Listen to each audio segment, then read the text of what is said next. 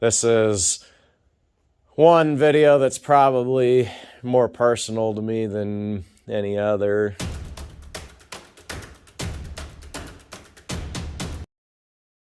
So this is my very first car.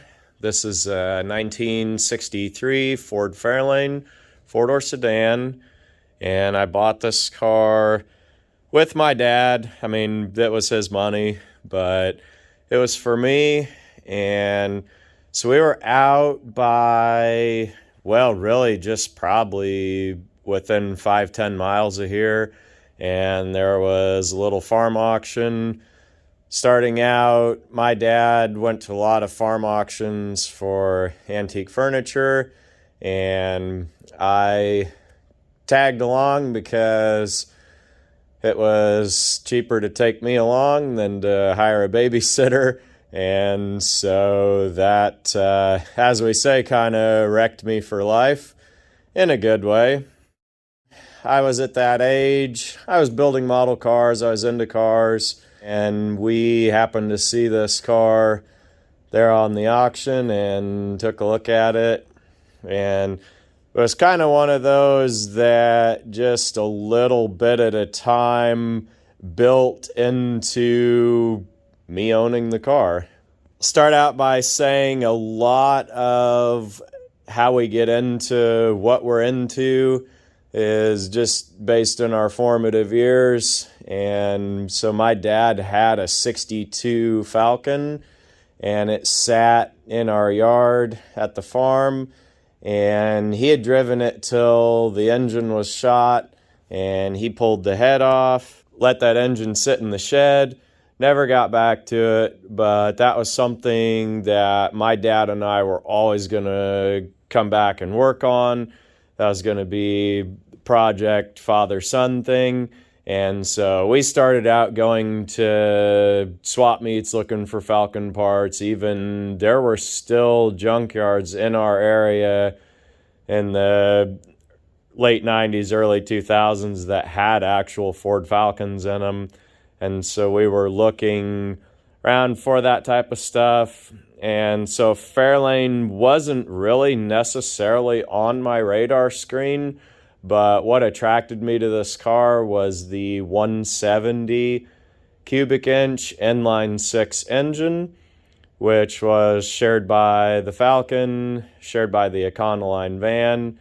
That was an engine that they got a lot of mileage out of. It stuck around later in these Fairlanes, and then even all the way into the 70s for the Granadas and the Fairmonts. And so it's just a good, durable, venerable old engine. And I can remember, like, we would get car show flyers. We would go to car shows. That was something that was a lot of fun for me to go and look around and do with my dad. And I can remember on one of those car show flyers, there was a list of the classes and the categories that you could win a trophy in. And one of those was original paint, and another was original interior. And I just was fascinated and captivated by that as a kid, that a car could survive decades and not need to be restored, not need to be reupholstered, repainted. I just thought that was really amazing, that you could take a car to a show and park it against others and have it be judged to see who had the best original paint, best original interior. The other thing we had at the time, I had gotten a hold of like a Franklin Mint or Danbury Mint catalog, and like all those little 1/18 scale models that the guys would collect, like every one of them was totally stocked down to the hubcaps.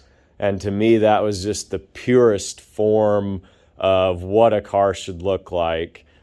And about at the same time, so you got to remember in the late 90s when my dad and I first started going around to car shows, like the street rod scene was yuck and a half. It was pastel painted bumpers. It was pastel painted bright trim. It was these nasty, ugly billet saw blade wheels, these hideous tweed interiors. Like, if you were customizing a car back then, the only choice you had was ugly. Like, that was it. And so in my mind, that versus the totally original stock restored look like I had seen in that Franklin Mint catalog, like, to me there was only one way. Like, stock was it. Like, if you were modifying a car, you were just making it worse in any one of half a dozen or more ways. And then the other stupid trend that they had was blowers sticking out of the hoods. And to me, like, sawing a hole in the hood to put that junk through it was just like the wrongest of wrong. So all of those things kind of laid the groundwork for my interest in a very stock, original, preserved car.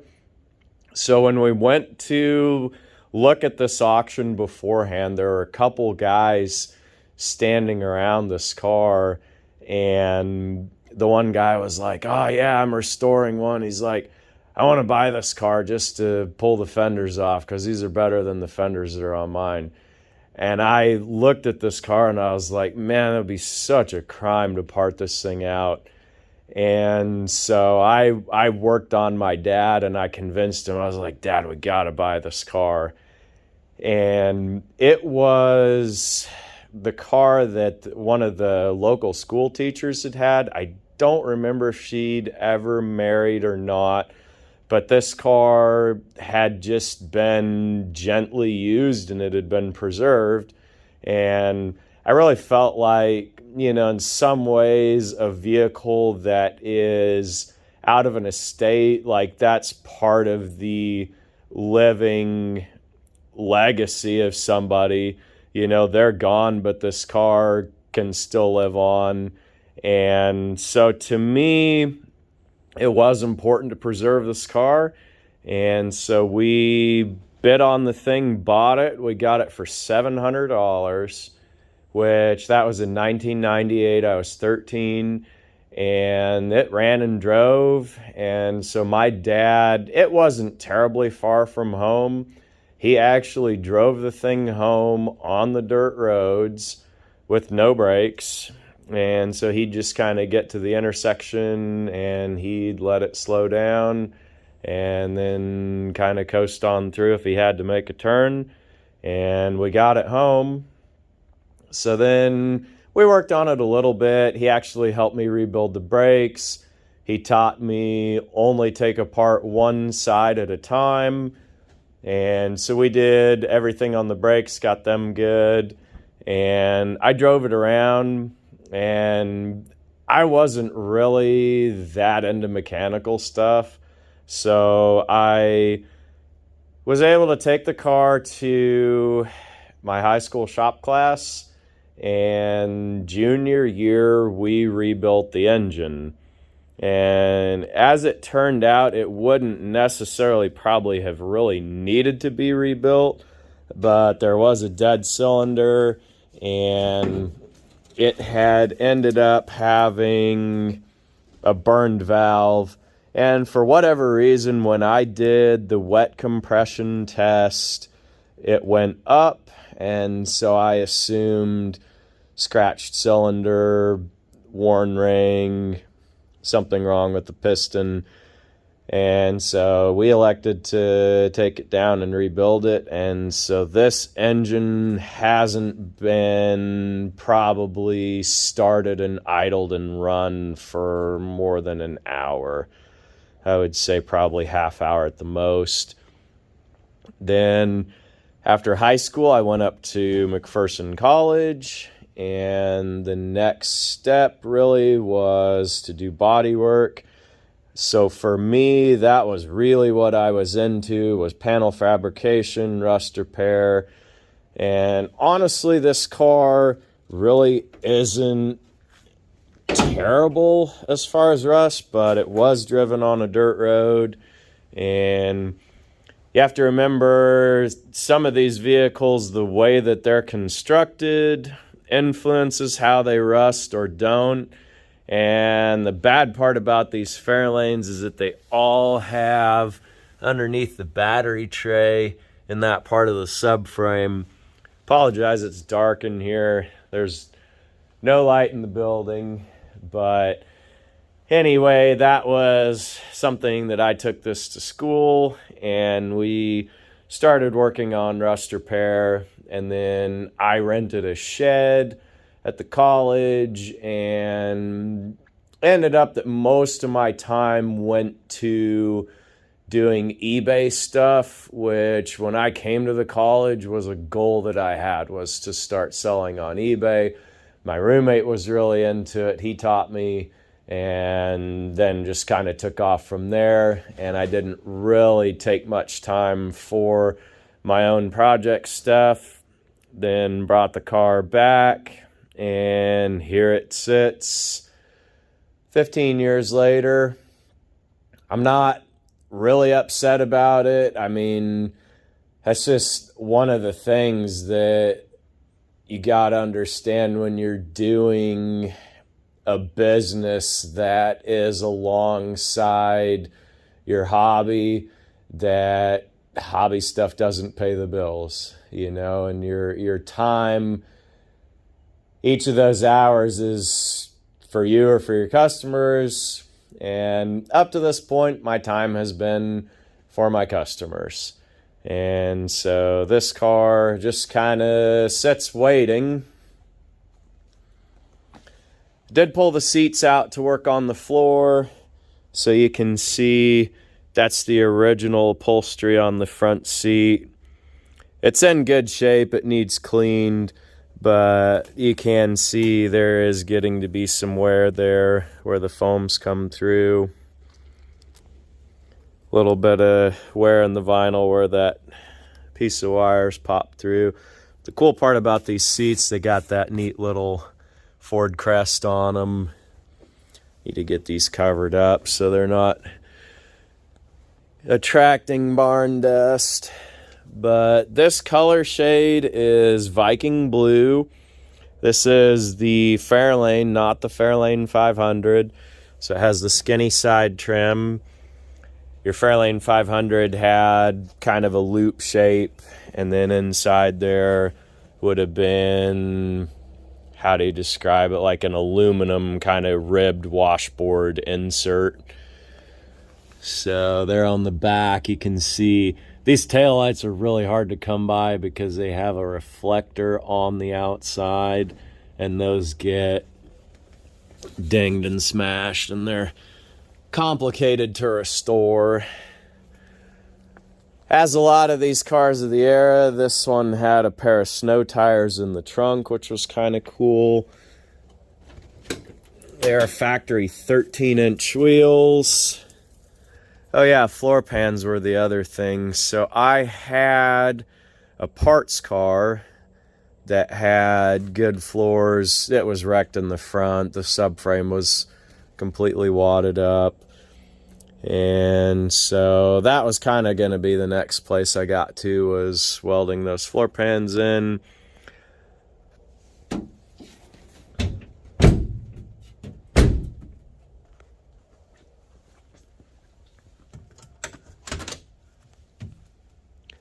I did save a cylinder head off of a 200. I didn't know if that later 70s engine, if those unleaded fuel valves would make a difference. So it's just there. See, door panels, pretty good shape. Headliner's still nice. Just old car that sitting here waiting. I'd forgotten it had that aftermarket AC, auto air conditioner. 133,000 on it, so you do the math. That's about when these old cars ended up needing engine rebuilds. So it wasn't any big deal to do that, and now it's all refreshed and good. And I was able to do it under the tutelage of my shop teacher in high school, who was really, really good at that stuff. He actually owned the junkyard here in town, or his family did. And he would tell me really cool stories about the junkyard, about buying stuff and selling stuff and fixing stuff. And he'd tell stories about laying out in the yard to catch people stealing. And he'd tell me about buying early 30s cars that ran and drove for $15. And he was telling me stories about how their guys could stay employed and not have to be in the draft for World War II if they processed so much tonnage in a certain period every month, whatever. And so he said the big, heavy cars had the targets painted on them. He said they crushed and hauled out Duesenbergs and Peerless and Marmons. He said V16 cars, V12 cars. He said those things would hit the yard. World War II, they were 10-year-old cars, big old luxury cars, just kind of considered dinosaurs. What you'd think of a 76 sedan DeVille or Eldorado today. And he said they pitched them into the iron bin. And you got to kind of look at it too, that was the type of stuff that did help win World War II and preserve our country. And I guess a lot of the attrition, the ones that are gone, help the ones that are still here be worth more. But everyone that's gone is a piece of our country's history that's gone. And so me as a 17, 18-year-old kid there in class, just sitting there eating that stuff up, he really, I think, seeded in me the desire and the passion to pursue this as a career. And that's the flip side, it doesn't leave a lot of time for doing it as a hobby. And the thing about time, though, is that you have time for whatever you make time for. So saying I don't have it, that's on you. But the reality is I've made time for my customers, and I haven't made time yet for my own stuff. And this car, it hangs on here pretty much in the condition that it was when I graduated college, and you can see it there waiting for me to come back to it. So appreciate everybody listening. This is one video that's probably more personal to me than any other. And unfortunately, my high school shop teacher, Bill, has passed. And so I appreciate the time that I did have with him. And I will never forget one day in class after he had told one of those stories, and he just saw me kind of staring dreamily into space, and he said, "Tim, you won't be happy until you have a junkyard." And I guess those are words that he may have not understood the significance, but I based the rest of my life on that one comment that he made here in class. And here we are. And it all started with a 1963 Fairlane at a farm auction for $700 when I was 13.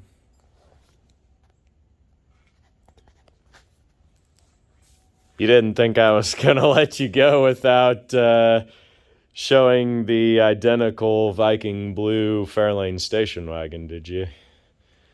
So this car, my dad and I bought for $800, and I got the thing running when I was probably 17, 18. This one's a little different than the sedan. It's actually a 260 V8 and a 3-speed manual.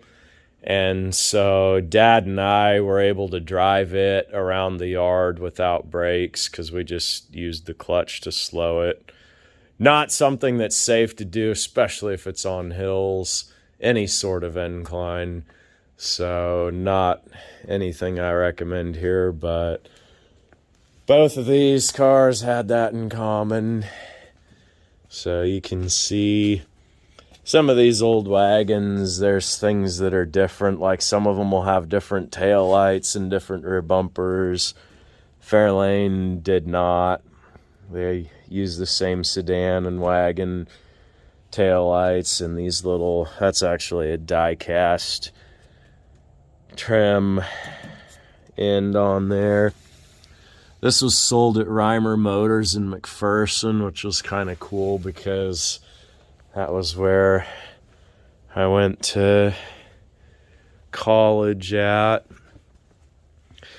This car probably must have been owned by a 300-pounder because the seat springs are just totally shot in there. Seats beat to death. You can see the 3-speed on the column. That one's got the under dash AC as well. Pretty good interior in this car, other than that driver's seat bottom. Funny thing about this car, the auction that I bought it at with my dad was the very first time I ever met Chad from Nobody's Show. And I remember they bought a 57 Buick there, and that was the first time I had ever met him, and that was kind of cool to be out at a car auction and meet another car guy. So there they are, 63 Fairlane sedan and wagon.